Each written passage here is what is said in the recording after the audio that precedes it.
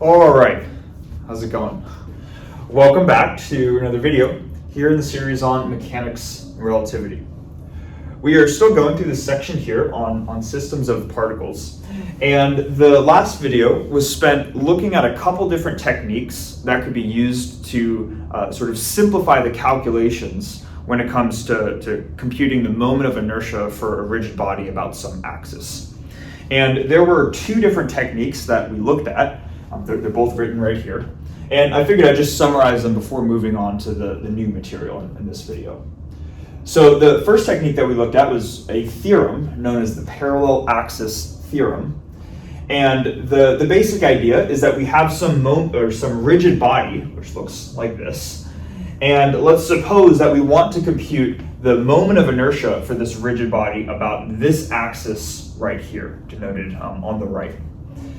The way that we could do that is through this theorem, where we say that the moment of inertia about this axis is equal to the sum of two terms, where the first term is the moment of inertia about the center of mass, and we drew out the center of mass axis right here. So in other words, that is simply the axis of rotation that passes through this object's center of mass, which we're just supposing is roughly this point right here, right? So if hypothetically this rigid body, the shape-like thing, is rotating about this axis, that's how you get I sub COM. So you can compute that.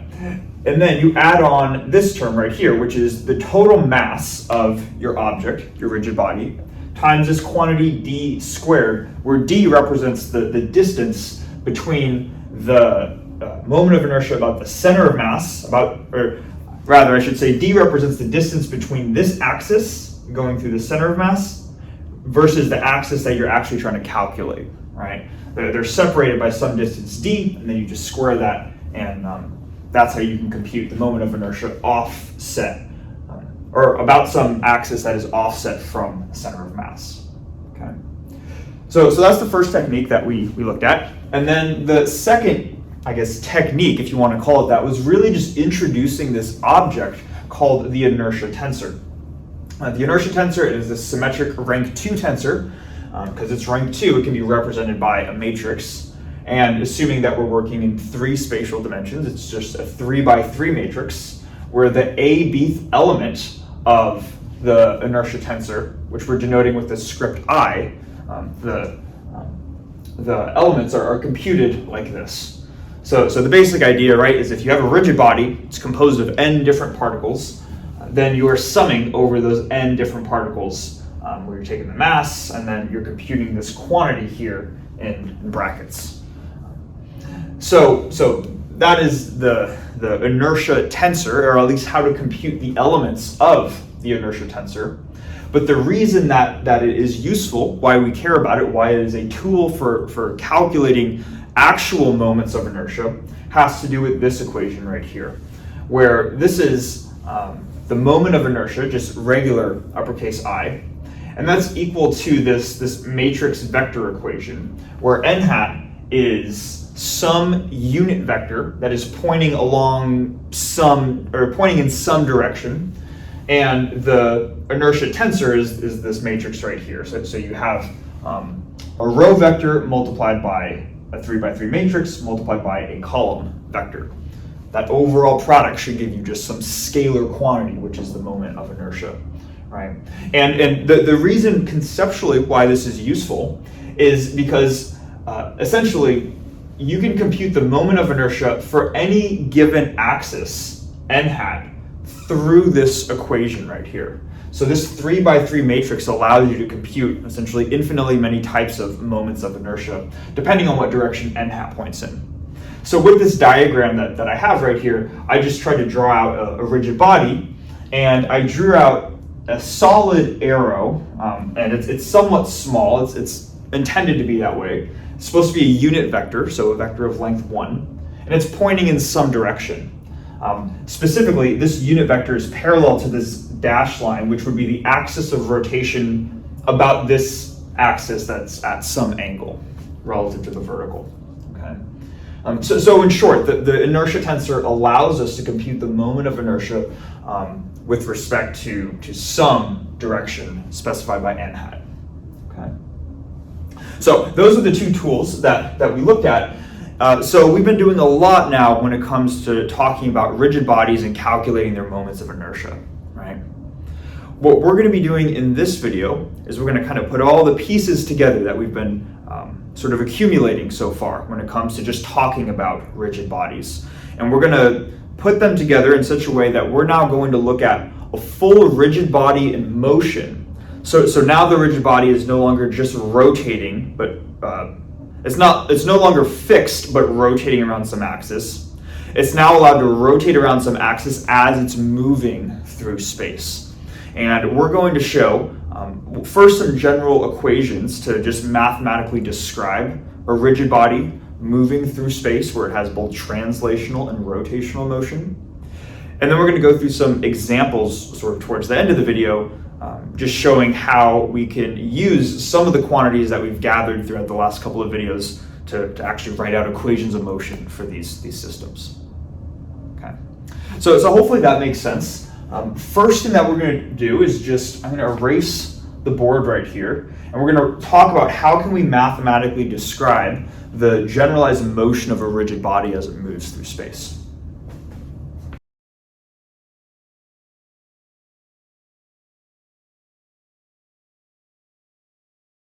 Okay, so what I attempted to draw is a basketball that is moving through space after somebody has shot the ball, and it's making its way towards the hoop, right?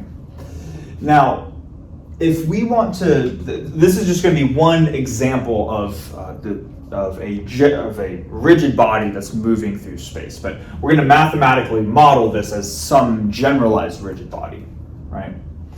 Now, because it's a rigid body, that means that we are not just treating it as a point particle, but rather this ball is composed of many different particles, maybe many different atoms that make up this ball, right? If we were to just pick a randomized point particle, maybe this particle on the ball, we might be interested in its position as a function of time. Ideally, we want to come up with an equation of motion for this point particle as a function of time, so a differential equation. But for now, let's just say that we care about the position of the ith particle. All right. Now, the way that we can model the position of this particle is to think of this in kind of two different steps. I guess we can think of it in two different steps. So I'm also going to draw an origin down here. So this will be my origin with my coordinate system, and the way that we can think of this is as the ball moves through space, as it's being shot towards the hoop, the center of mass of this ball, which is located right here, is going to be moving throughout space, right? Obviously, so if the whole ball is moving through space, that includes the center of mass, right? So what I can do is I can draw an arrow from the origin up to the center of mass. I can call this vector r. So this could be the first component to my position vector for r sub I, is the vector representing the center of mass. Maybe what I'll do also is I'll draw another line going from here out to the position of the ith particle, right? So we're saying that we want to get the position of the ith particle. It's not equal to the center of mass, right? We can see that these are two different vectors. We need to add on another vector once we're at this point to get to the actual position. And what the notation that's used in the lecture notes is they will assign some additional vector y to this equation right here. And hopefully it makes sense in terms of these indices, right? Why there are indices on the position of the ith particle and this y coordinate, but not the center of mass. Because regardless of what particle within the ball we're talking about, we're always just talking about the same ball, and the ball has just one center of mass. So the center of mass is not going to change as we change our particle, but the relative distance, y, the relative distance from the center of mass to the actual particle we're interested in, that's going to change from particle to particle, right? If our particle is here, y is this vector. If our particle is down here, y would be this vector. If it's all the way down here, y would be this vector, right? Or the vector that connects those points. So we can, hopefully this makes sense, that we can break down a rigid body into both its center of mass plus the position of a given particle relative to the center of mass, breaking it down into components. Now, in theory, there's more than one way to break this down, and we'll see how we do this actually in a second. But for now, if this is how we break this down, for the position, ideally we're going to want a differential equation for the trajectory of a given particle. So we can obtain a differential equation by just taking the time derivative on both sides. That'll be the time derivative of a given position, or of a given particle's position, is equal to the time derivative of the center of mass. And I want to make sure that we're comfortable with that, right? Even though there's one center of mass right there, if this ball is being shot through space, this center of the ball is going to be moving through space as well. So r, even though there's one of them, it is not a constant vector. It is a function of time, so you can take its time derivative. And then likewise, with the position relative to the center of mass, you can also take its time derivative. Okay. So just taking a time derivative on each side. Now, what's helpful is to think about this, how this y coordinate is defined. It is the position relative to the center of mass. So if we imagine that now the center of mass is just fixed, maybe to think of this, as the ball is moving through space, let's imagine that we're in a reference frame that moves with the ball. So maybe this hand will be the ball, and this hand will be the reference frame. So as the ball moves up, the reference frame moves up. As the ball comes back down because of gravity, our reference frame comes back down. It's traveling along and tracking the ball throughout its motion. While it's doing that, the ball is not just standing still. This arrow right here denotes that the ball is spinning backwards as it's traveling through space. So that's important, because what that tells us is that this particle right here, even if we're in the reference frame that moves with the ball, we're still going to see the ball rotating in that reference frame, right? So this particle in this instance would have a rotational motion. So we know how to relate a linear velocity, because right now this is just a time derivative of a position, y dot. That's a linear velocity. We know how to relate that to an angular velocity. We've seen this before, where we can say that y dot I is equal to the angular velocity of the ball, omega, cross yi, like that, right? So we can substitute that in to this equation. Now we can say that this is time derivative of the center of mass plus, and instead of y dot I, I'm just going to rewrite it as a cross product, as omega cross yi. So this is our expression for r dot phi. So okay, hopefully that makes sense. It's because y is the position relative to the center of mass, and because this ball is rotating about its center of mass, right? That allows us to easily think of this relationship right here. Now, again, ultimately our goal is to come up with a differential equation for the trajectory of a given particle on our rigid body. Right now, we have an expression for the time derivative of the trajectory, but the differential equation involves both the time derivative of a function and the function itself. So even though we have r, the time derivative of r on the left, we don't have the time derivative of little r on the right, or some function of little r on the right. The way that we can do this is just by using this original relationship right here. We can isolate for y sub I if we do that, we get yi equals little ri minus the center of mass. So then it's just a matter of plugging this difference into here, and we're going to get that r dot I equals the time derivative of r plus the angular velocity omega cross, and then instead of yi, it's just this difference right here, ri minus r, like that. All right, so this is a differential equation that describes the trajectory of a given particle on a rigid body. All right. And hopefully we can almost see that just based off of how this is defined, in the general case, you're going to have some linear motion that is specified by some given position, the center of mass, plus rotational motion that is relative to that point that you specified in the linear motion.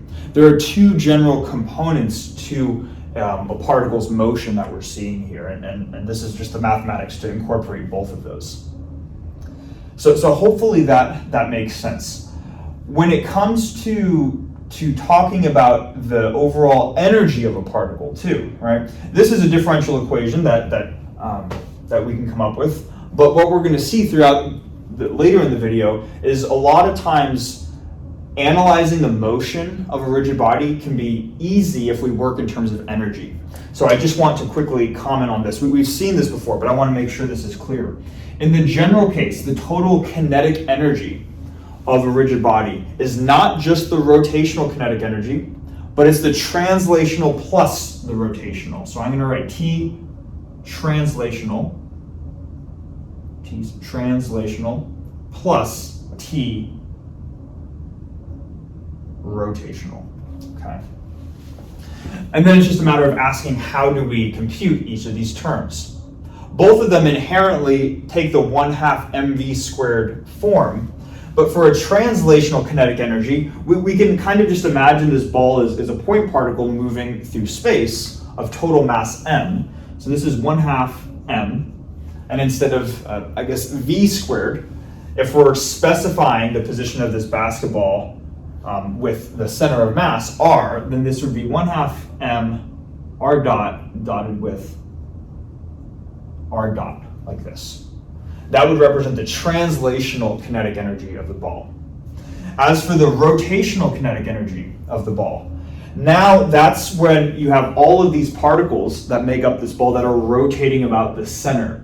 So that's where we need to look beyond just this point particle like viewpoint, and now we want to sum over all the particles in our rigid body.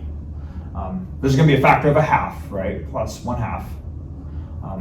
Then we have the ith mass, or the mass of the ith particle, and then we're going to have the rotational velocity, y dot I, in a dot product with y dot I, the rotational velocity about the center of mass, right? And we've seen before, I think a couple times now, that we can simplify this summation right here. We're going to have the same translational kinetic energy term, so we're going to have 1/2 m r dot and a dot product with itself, plus 1/2 times the moment of inertia of the ball times the magnitude of the angular velocity squared. So in the general case, a rigid body will have both a translational and rotational kinetic energy. That is the form that you'd work with. Okay. So some of the stuff, it might already sound familiar, but I want it to be explicit here, that these are kind of our tools, are a couple of the main tools that we can use to analyze the motion of a rigid body.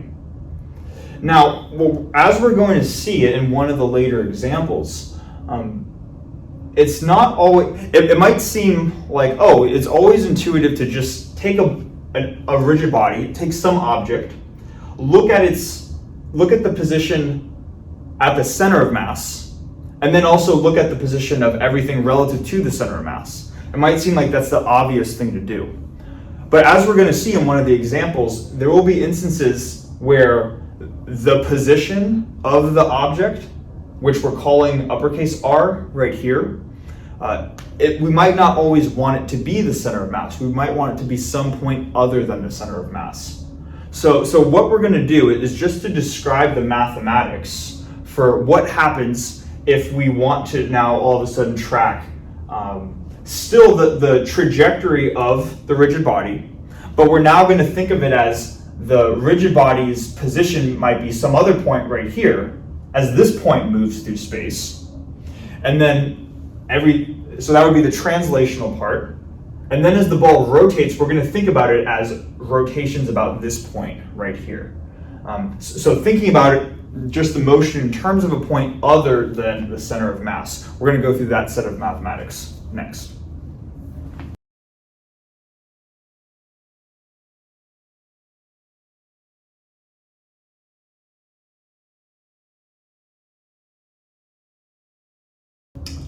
All right, so what we have here, I just want to explain what I wrote on the board. What we're going to do now is we're going to consider the motion of a particle on this ball, but no longer relative to the center of mass, but now to just some other position on the ball, which we can call just some other position Q. Why they use Q in the lecture notes, I'm not sure, but I'll stick with their notation. So what we had in the last example was we just looked at a random point on the ball. We said, okay, this one, right? Let's just suppose now we want to think of the motion of particles that make up this ball by thinking of this rigid body as motion about this point, this new point that we're calling Q, as it moves through space. So that would be one component, plus rotations now about this other randomized point. Okay. So again, I think when we go through an actual example, because this probably isn't the ideal example to see why this is useful, but when we go through an example, we'll be like, oh, that's where we would want to use something like this. Okay. First thing that we're going to do, we still want to get an equation of motion for a general R sub I, but we're just going to want to replace big R with Q. The way that we can do that is by first saying that Q is just some position on the ball, right? Which is kind of how we already defined it. So we can say that some position Ri is given by Q. So what that means then is let's just take our result from before, the differential equation for the equation of motion for a particle on a rigid body, and everywhere where we see lowercase r, so here and here, we're going to replace that with Q. So now we're going to have instead of little r, the time derivative of that, we're going to have the time derivative of Q equals the time derivative of r plus omega cross, and then this is going to be, instead of Ri, we have Q minus big R, right? Now, the reason we're doing this, right, we're allowed to do this. This should be the equation of motion for any particle that makes up our ball. And that includes this one right here. So if we call that one Q, then Q should satisfy that equation. So we're still doing things that are naturally correct. So yeah, this is the differential equation that we have, but this is not quite what we're looking for. Turns out that we can use this to help kind of manipulate this to get the little r in terms of big Q. To see what I mean by that, let's take this equation and isolate for big R. So I'm just going to subtract this cross product over to the other side, which is going to give me that the time derivative of big R equals the time derivative of our offset position minus omega cross Q minus R, right? So isolating for the time derivative of big R, and what we can do now is we can substitute this right-hand side back into our previous result. Again, we want to be able to get rid of these big R's, and we can do that by replacing this time derivative with this expression. So let's go about doing that. Here's the differential equation that we have. Let me start with the left-hand side. So we have the time derivative of of little r sub I equals time derivative of big R, that's this whole thing. So that's going to be q dot minus omega cross q minus r. So all of that is the time derivative of big R plus omega cross little ri minus big R. Now, admittedly, we still have factors of big R in here, but it turns out they're going to cancel, and we can see this actually. If I just expand out this right-hand side, look, we're going to see how things cancel. I still have q dot minus, now I'm just going to distribute the cross product into both terms. So I'm going to have minus omega cross q as my first term, minus a negative, so plus omega cross r is my second term. Then we have this plus sign, and then same thing here. Just going to distribute the cross product into both of these terms. So then I have plus omega cross ri minus omega cross big R. And what we see is we have a factor of omega cross big R minus itself. So these are going to cancel out. And what we leave ourselves with is time derivative of Ri equals the time derivative of Q. And then we have minus omega cross Q plus omega cross Ri. I'm just going to kind of undo the inverse of what we did going from here to here. Rather than distributing in a cross product, with these two terms, I'm going to factor out a cross product.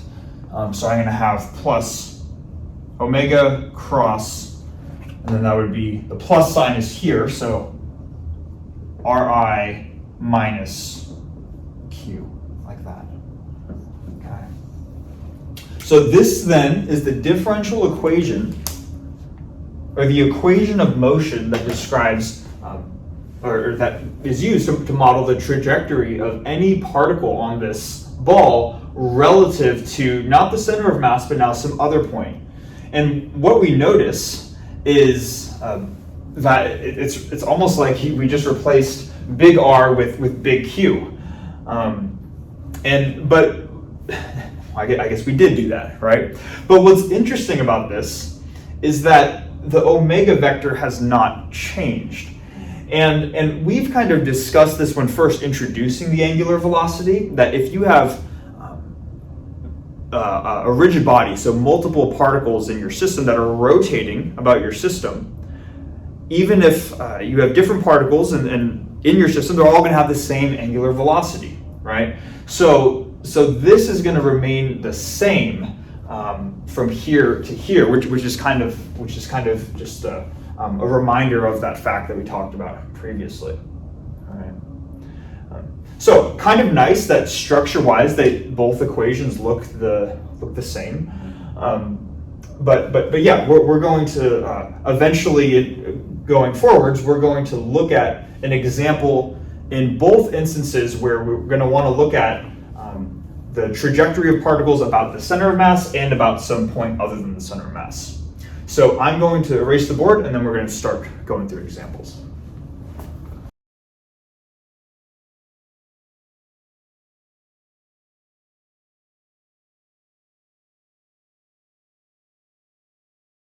Okay, so the first example that we're going to go through is for a swinging rod.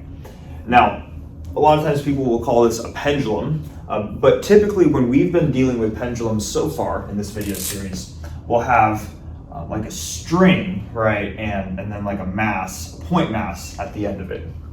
And I don't know if we've mentioned it explicitly or not, but the idea behind this sort of this setup right here is that if you think of having a string and then a mass attached to the string, then you can just call this mass a point particle, a particle with a location x and mass m, and then we would just say that technically the string has mass, but it's light enough that we can just neglect it in terms of the entire system. So we can approximate this connecting string as massless. That's what we've been doing up until this point, right? Now, what we're doing here is a little bit different. Now we have a rod that is oscillating back and forth, and the rod has an overall mass m, a length L, and we're defining some coordinate theta. It's the angle that the rod makes with respect to the vertical axis. Now this rod is an extended object, so we're working with a pendulum, but now it's with a rigid body as opposed to just a point mass, right? So our goal here too, the example is a swinging rod, but what are we doing with the swinging rod, right? Well, the goal here is to come up with the equation of motion for the swinging rod. And this is actually the first of two examples, but this is going to be the example where we're going to see that we don't want to base our equations of motion around the center of mass of the rod, because the center of mass is right here. But as we'll see, it's going to be more convenient to pick our quote-unquote point at this thing right here, which we're going to call the pivot. So maybe I'll even write that this is the pivot point, and this is going to act as the origin of our system. Okay. So the way that we can go about doing this, and I think the way that is, it's not always the only way, but I think it's a very convenient way when working with a lot of problems involving rigid bodies, is to solve the problem in terms of conservation of energy. So we're going to do that in this example and the next one. To see what I mean here, let's start by just saying what is the total kinetic energy of this system? What is this quantity T right here? Now, if this acts as our pivot point, right, and the rod is oscillating back and forth, the pivot point is going to be fixed, meaning that this point that sort of attaches this rod, this point is not moving around. So because of that, the system does not have any just translational kinetic energy. Rather, this rigid body is only rotating, so we only have rotational kinetic energy. So I'm going to write that the total kinetic energy of the system is 1/2 times the moment of inertia I times omega squared. Okay. Now, conveniently too, we've computed the moment of inertia for a rod of uniform density about its endpoint in the video on just going through examples of moments of inertia. I believe that was 1 or 2 videos ago now. And we found that for a rod that's rotating about one of its endpoints, that the moment of inertia, maybe I'll say I, moment of inertia for the rod is 1/3 ml squared. Okay. So what that means then is we can plug that into here to get an expression for the total kinetic energy. We're going to have 1/2, then the moment of inertia is 1/3 ml squared. And then instead of omega squared, we could keep it in terms of omega squared, but the coordinate that's provided in the problem is this angle theta. And if omega is the angular velocity, another way of describing that is that's just the rate that this angle theta is changing. So rather than omega squared, I'm just going to put theta dot squared like this. So we simplify this and we end up getting 1/6 ml squared theta dot squared. Okay. So that's the total kinetic energy for the system, just the rotational kinetic energy. Next, we want to find the potential energy associated with the system. Now, I guess I didn't explicitly state it, but hopefully it's implied that this swinging rod is taking place on Earth. So there is a gravitational potential energy associated with the system. And I don't know if we've been explicit about this, but this is a good time to introduce this now, that when we're talking about kinetic energy, so maybe I'll just do this up here real quick. When we're talking about kinetic energy, in the general case, the total kinetic energy is the translational kinetic energy plus the rotational kinetic energy, right? And the idea behind this is that kinetic energy is the energy associated with movement. And whether you're translating your direction in space or you're just rotating about a given axis, those are different forms of movement. They are independent from each other. And because they are independent from each other, you can treat the kinetic energy terms separately. But we might ask then, is if this is how we treat the total kinetic energy, maybe I'll put a question mark here, do we necessarily put the same thing for the total potential energy? Is there a translational and a rotational potential energy term? And I guess it probably depends on the specific type of potential energy, now that I'm thinking about it. I'm sure there's probably some, I'm not sure actually, I don't want to misspeak, but at least for the gravitational potential energy, that's something that we can speak on. The gravitational potential energy is just the energy of an object in terms of where is its position, where is it located within a gravitational field. So the gravitational potential energy purely depends on just the object's position. And it's not like there's a translational position or a rotational position. It's simply just the position of the object.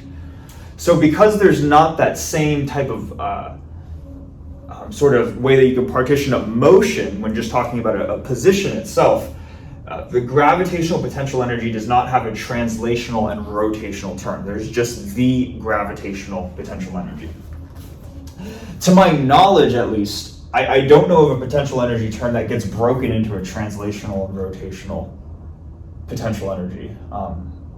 Maybe I'm not thinking of one off the top of my head, but anyways, at least with the gravitational potential energy, it's simply the mass of our system, so the mass of the rod, m, times the gravitational acceleration on Earth, g, times the height of, or I guess where is this object located within the gravitational field.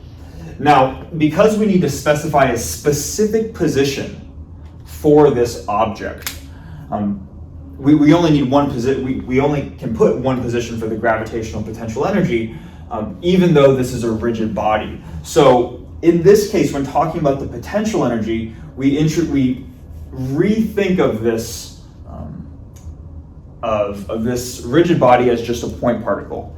Because if you had a point particle that was located at the center of mass, the same height in the gravitational field, it had a mass of m. This object will have the same gravitational potential energy as this object because the center of mass is right about there, right? So that's just what we're going to do. We're going to say that the height that this extended rod exists at is going to be at a height of L over 2, but then L over 2 times the cosine of theta, right? Because we want just the vertical component of this. L over 2, the halfway point would be that length right there, but we want to take the cosine to get just the height, right? Because the gravitational potential energy is only associated with your height in a gravitational field, not, I guess, anywhere in the horizontal plane. Anyways, all of that is to say this would be the gravitational potential energy. And one more detail is because we put the origin at the pivot point, this is the point, if we're in the xy plane, right? This would be the point 0, 0. So any point above the pivot would have a positive y value. But notice that if this pendulum is just right here, it's going to strictly, its center of mass is going to strictly lie below the origin, so it's going to have a negative gravitational potential energy. And you're allowed to do that, right? Because the gravitational potential energy is defined up to a constant. And that constant is determined on where you specify the origin. So, assuming that makes sense, we have our expression for the kinetic energy and the potential energy. What we're going to do now is just combine them together to get the total energy of the system, which is the kinetic plus the potential energy. So, just plugging these in, we're going to have 1/6 ml squared theta dot squared plus u, but u has a negative sign intrinsically within it, so we have minus mg. Well, let me pull the 1/2 factor out in the front, actually. So minus 1/2 mgl cosine theta. So yeah, this would be the total energy of the system. And what we're going to do now that we've specified the total energy of the system is we're just going to apply conservation of energy. That's just saying if energy is conserved, its time derivative is 0, right? So if we take dE dt, that's going to equal 0. So this is taking the derivative of the left-hand side, and now we just need to take the derivative of the right-hand side, right? And we're going to get, for this term, everything in here, 1/6, the mass and the length of the pendulum, those are all constant. Then we're going to get a factor of 2 theta dot. So this is going to turn to 1/3 ml squared theta dot. But then by chain rule, then we also have theta double dot, right? Like that. Then for this term right here, the only time dependence, because g is constant on Earth, the only time dependence is in cosine theta, and we have a negative sign. So this becomes, the derivative of negative sign becomes positive sine theta, and then another factor of theta dot. So then we're going to have plus 1/2 mgl sine theta dot, like this. Now, this whole thing equals 0, right? So what we can do is we can factor out like terms that are in both of these terms right here. So both terms have an m. Let's see, both terms have one factor of L, and both terms have theta dot in them, right? Let's see what that leaves us over with. With this term, we still have 1/3, a factor of L, and theta double dot, like this. And then in the second term, we're going to have a factor of 1/2, g, that's unique to that term, and then sine theta, right? 0. So what we have is that 0 is equal to this thing times a thing in parentheses. But the mass is positive, the length is positive, and in general, theta dot is going to be non-zero. So this term likely is not 0, meaning that therefore that the term in parentheses is 0, right? So then we just set the term in parentheses to be 0 by just canceling these out. And then it's just a matter of sort of isolating for theta double dot. That gives us a differential equation in terms of the coordinate provided in the problem. So if we subtract this to the other side, we're going to get 1/3 L theta double dot equals negative 1/2 G sine theta, and then it's just a matter of multiplying 3 to this side and then dividing L over to this side. So we're going to get minus 3/2 G over L sine theta. That's what theta double dot is equal to. Okay. So yeah, that's how we obtained the equation of motion through this, for the system, and we did it in a way where we're just applying conservation of energy. Right. Now, something that's kind of interesting, and I think is worth pointing out here, is that we found the total kinetic energy of the system by saying that this swinging rod only has a rotational kinetic energy because we're kind of evaluating the kinetic energy at this pivot point. Right? This would be like the Q vector from the previous whiteboard. We can ask the question though, what if we wanted to evaluate the same system but at the center of mass instead? How would that change the problem, if at all? And hopefully it makes sense that whether you count, the kinetic energy should just be the kinetic energy, right? So whether you evaluate it here or you evaluate it here, you should get the same overall kinetic energy for your system. And then, of course, the gravitational potential energy is unchanged. So what I want to do now, just even though we're kind of done with this example, is I'm maybe going to erase the top half of this board.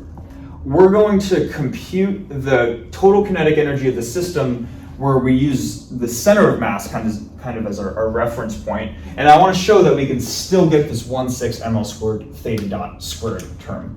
So I'm just going to write this here, erase the top, and then we'll do that next. Okay, so we're going to compute now the kinetic energy, but we're working now about this center of mass point right here, as opposed to working with the pivot point. Now, the total kinetic energy about this point, if we're thinking about it, about this point right here, unlike the pivot point, which remains stationary, this center of mass point is moving as the pendulum oscillates. So unlike the previous case with the pivot point where we only had a rotational kinetic energy, now if we're thinking about the translational kinetic energy about this point, it's going to be non-zero. So we're going to have 1/2 mv squared, but v is just the time derivative of the position, right? And what is the position? Well, it's the center of mass. So it's going to be r dot, dotted with itself. Okay. So it's going to have a translational kinetic energy. There's also going to be a rotational kinetic energy. There will be rotations about this point. So there is going to be this 1/2 I omega squared, but omega is just theta dot, right? So 1/2 I theta dot squared, like this. And I think this is kind of just the first interesting point in itself, which is to say that depending on which point you evaluate the total kinetic energy at, the base form might look different, right? But with the pivot point, we only had this term right here, whereas now we have both. So the types of kinetic energy, depending on what point you're talking about, may differ, and this is an example of that.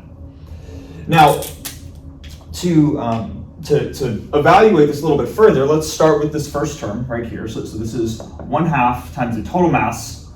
Now we need an expression for r dot, right? And hopefully this makes sense that the amount that r dot, the change in position of r dot, or excuse me, the change in the time derivative of the position of r,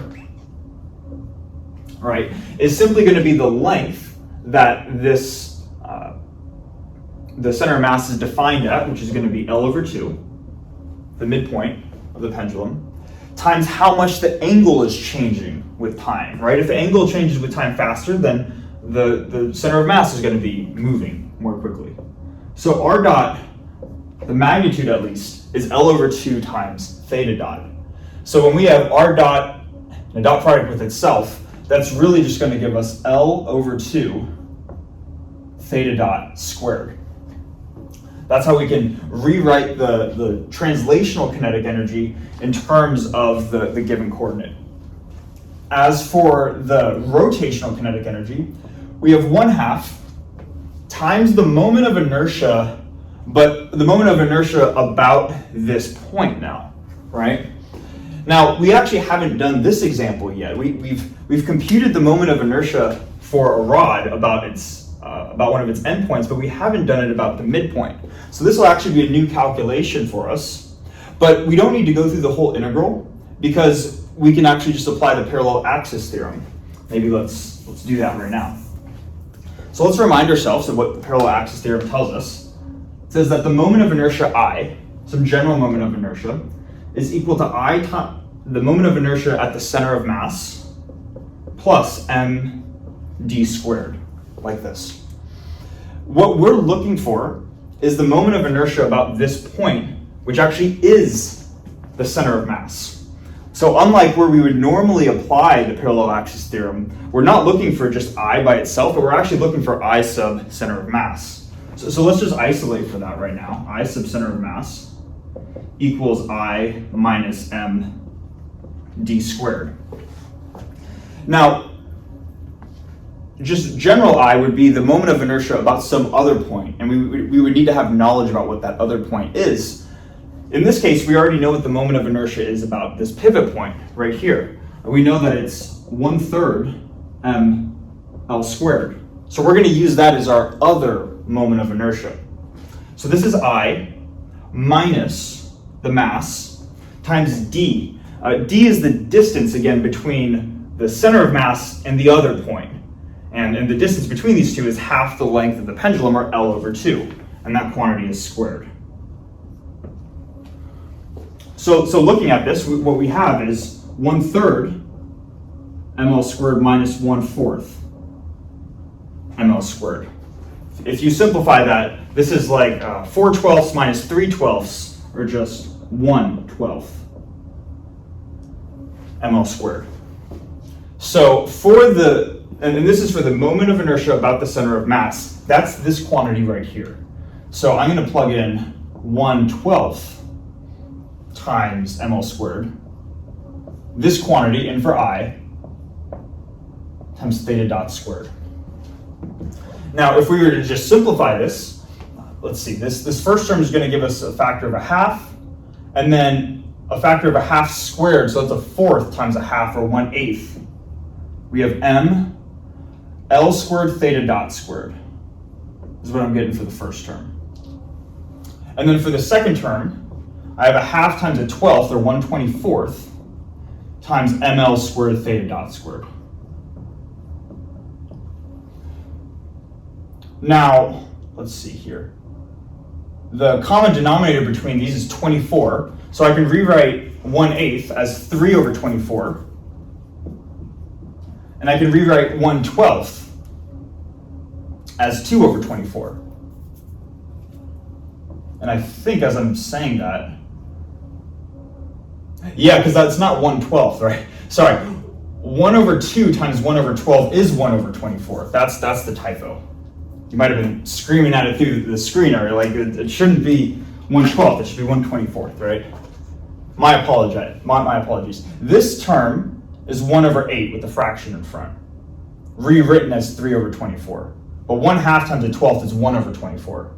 So I'm getting 3 over 24 times this, plus 1 over 24 times this, giving me 4 over 24, or 1/6 ml squared theta dot squared, which is the same total kinetic energy that we got when computing it about the pivot point. So we see that the way that you go about calculating it is a little bit different. There's more work involved with the center of mass kinetic energy, or computing the kinetic energy about the center of mass, which is why we chose an alternative point, being the pivot point, but we're still going to get the same thing, right? So therefore you get the same equation of motion, which you should, right? So if that makes sense, and hopefully it does, I'm going to erase the board, and then we're going to go through one more example to finish off the video.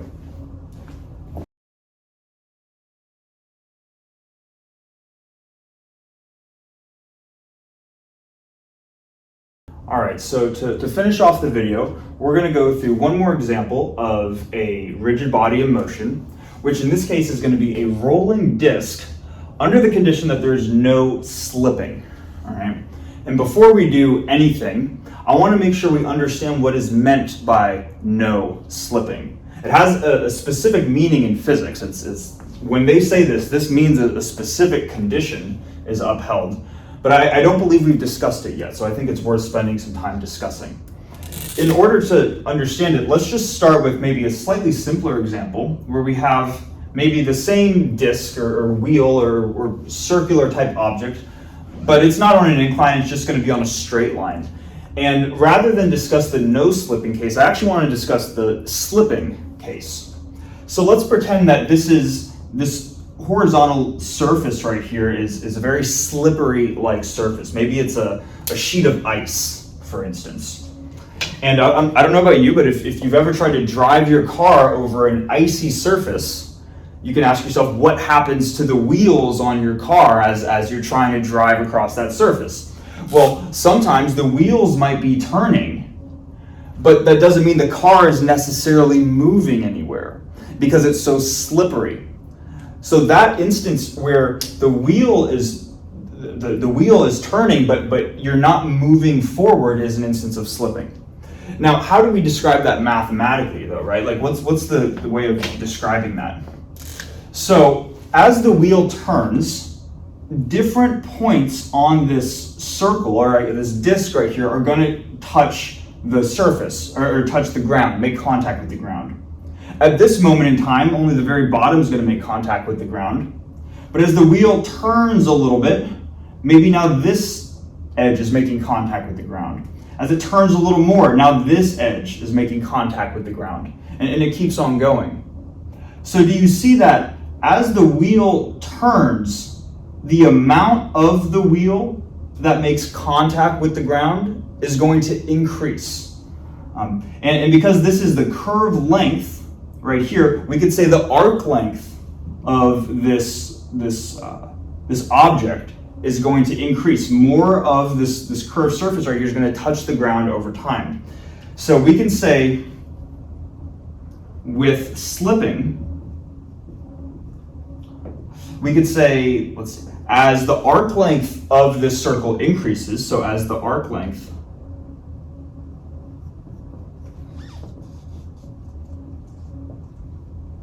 increases, if the wheel's slipping, that means that, like you can imagine, tires on an icy surface, right? The wheel is not going to move forwards, okay? So as the arc length increases, the displacement, if this is the x direction, right? We'll just say, so as the arc length increases, x, in the extreme case, the wheel doesn't move at all, it just stays stationary. It's so slippery, right? But maybe even in maybe more realistic cases, the wheels might turn a lot and the car might move forward a little bit. So we might have an increase in x, but the rate that x increases is not the same as the rate that the arc length touching the ground, the amount of wheel that touches the ground increases. So we can say as arc length increases, x increases by less, I guess, and then I'll put in parentheses, if at all. Okay, so hopefully that makes sense in terms of the slipping case. Now let's discuss the non-slipping case. So now let's imagine that it's we're not driving in the snow, we're driving on just a highway, it's sunny outside, there's no rain that could make the ground slippery, and we have this wheel here. In this case, as the arc length increases, the amount that the wheel displaces from left to right also increases, and they increase by the same amount, okay? So what we could say then is that the amount that it moves, x, to the right, is going to equal the arc length. In this case, the arc length for a wheel is going to be its radius times the angle that it maps out, right? And then likewise, if you were to just take derivatives of this quantity, how does x change with time? What's the speed of this wheel if it's not slipping? The radius of this, in this case, the radius of this disk is still a, and that's a constant, but theta dot is going to be changing as well. So when they refer to the no slipping condition, this is explicitly what they're referring to, okay? So hopefully that makes sense. I want to make sure I don't lose my place, to be honest, so I'm going to just write this condition up here, erase this before I get too lost in my mind, and then we'll actually solve the problem for the equation of motion of this rolling disk. Okay, so now actually to solve the problem, I realize there's one more thing we should probably include. A lot of times they'll ask you to imply this, but we'll just be explicit so we have it defined. Because this wheel is rolling on an incline right here, if we were to draw out an xy plane like this, or this is x and this is y, then the wheel would be moving in both the x and the y direction. It's moving to negative x and I guess negative y as well. But if we orient our coordinate system so that x points along the incline and y points perpendicular to the incline, now the wheel only moves in the x direction. So we're gonna make that coordinate choice, and because the wheel only moves in the x direction, ideally the equation of motion should only depend on this parameter right here, and that's what we're gonna try to accomplish. So first thing that we're going to do is we're going to define the total kinetic energy of the system. We're going to do it about the center of the wheel. I mean, I guess you can do whatever point you want, but the most convenient choice, from experience, like I said, the most convenient choice is to pick the center of the wheel. So the total kinetic energy, it's moving, right? It's not slipping, so it's moving down as it rotates. So we're going to have some translational kinetic energy, 1/2 mv squared.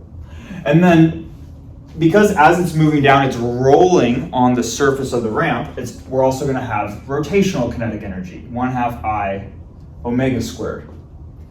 Now, first thing I want to do is just to see if we can rewrite this a little bit, kind of like what we did previously.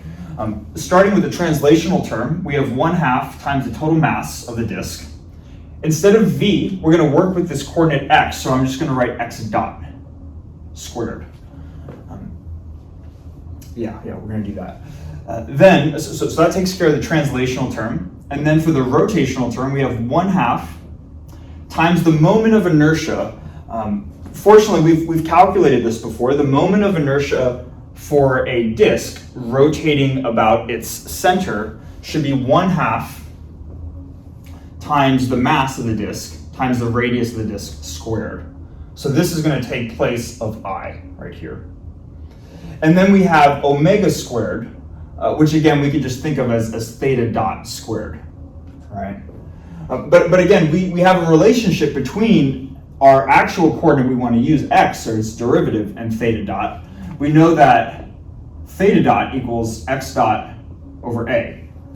So from the no slipping condition, we can rewrite this theta dot squared as x dot squared over a squared. And from here, now we can start to pull out some terms here. Let's see, we're gonna have factor of a half out front. Then we're gonna have m. Well, actually we have 1/2 m out front, right? And then I'm gonna put, I guess we'd have x dot squared out front. I'm gonna put x dot squared at the end. So I guess this first term would just be 1. And then the second term here would be 1/2. M gets brought out, the a's cancel. So it'd be 1 plus 1/2, I guess, right? Or in other words, that would be 1/2 times 3/2, which is 3/4, or 3/4 m x dot squared. Did I do that right? I hope I did that right. I hope there's no algebraic error, but if there is, let me know. I'm gonna go with this for the total kinetic energy, at least. Then for the total potential energy, again, the wheel is moving down because it's in the presence of a gravitational field. So the gravitational potential energy is going to just be the mass of the disk, m, times the gravitational acceleration, g, times the height of where the wheel is located. And that's going to be at, let's see, that's going to be at, well, it'd be this distance right here. And we can write this as x times sine of alpha, right? Because the hypotenuse is the x coordinate. And then the sine of alpha gives us this vertical distance, the height that we're looking for, right? So that's the total potential energy. And if we define the origin of the problem to be on the ground, then the potential energy being 0 is here. So because the wheel lies above the ground, it's going to be a positive potential energy. We do not need to include a negative sign like we did in the previous case. So this is our equation, this is the term for the kinetic and potential energy. Now, just like before, we're going to get the total energy as T plus U, which is 3/4 m times x dot squared for the kinetic energy, plus mgx sine alpha for the potential energy. And then just like before, we're going to apply conservation of energy. So taking the time derivative of the energy, dE dt, gives us 0. And let's see, if we differentiate this first term, we're going to have factor of 2 comes down, so we're going to have 3/2 m x dot times x double dot, right, from chain rule, plus the time derivative of this. The only time dependence is in the x coordinate, because the mass of the disk is constant, g is constant, and then sine of alpha is actually constant because this ramp is not changing with time. This is a fixed ramp, so alpha is going to stay fixed as well. So the time derivative of this is just mgx dot sine alpha. Okay. So just like before, both, like in the previous examples, both of these terms have a factor of x dot. So I'm going to get 3/2 m x double dot plus mg sine alpha, and then x dot gets factored out, right? This product of things equals 0, which means the term in parentheses goes to 0 because x dot is non-zero, right? So then, just like before, it's a matter of just isolating for x double dot. So if I subtract this if we set this to 0, I can subtract this term to the other side to give me 3/2 m x double dot is minus mg sine alpha. Factors of m cancel. And what we're left with then is x double dot equals negative 2/3 g sine alpha. Which is really, all of those things are just constant, right? That's saying that the wheel is really accelerating down this ramp at a constant acceleration. That the acceleration is not g, but it's some modified factor, right? So this is just another example of using conservation of energy to find the equation of motion for a moving rigid body. And yeah, I think that's going to call it for this video. So sorry, it's a little choppy there at pieces, but yeah, thanks so much for watching, and I'll see you in the next one.